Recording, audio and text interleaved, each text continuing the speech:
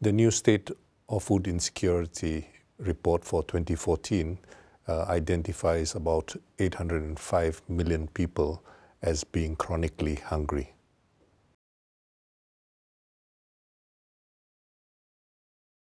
The progress has been quite uneven among different regions and sub-regions. The progress has been greatest in Southeast Asia and East Asia more generally, as well as in Latin America. There has been much less progress in South Asia and very little progress in Sub-Saharan Africa until fairly recently.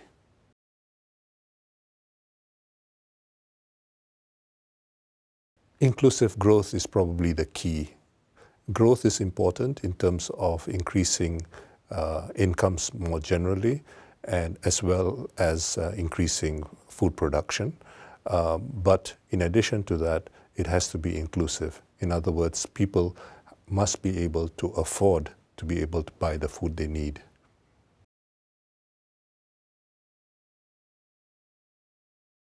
Sub-Saharan Africa has made various commitments, for instance, to increase food production.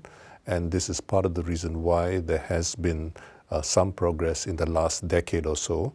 There must be much more done to make growth in the region much more inclusive.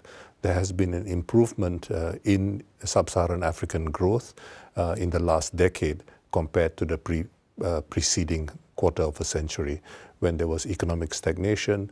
Sub-Saharan Africa, which was once a net food exporter, became a net food importer. And this recent turn of events has been helpful to Sub-Saharan Africa.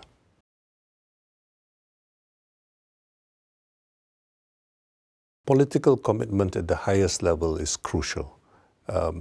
Food security and nutrition tends to fall among several stools. So when there's clear national leadership on addressing food security and nutrition, it makes a huge difference. A second very important challenge is that of governance, of improving governance, precisely because the responsibility for the various elements of food security and nutrition are spread among different government ministries and agencies and programs. There is a need for far greater coordination and coherence. The third, of course, is resources. Human as well as financial resources are extremely important in ensuring that progress is achieved. And the fourth and final element, which we consider to be very important, is informed decision-making, based on evidence, based on good practices, but adapted, of course, to national and country contexts.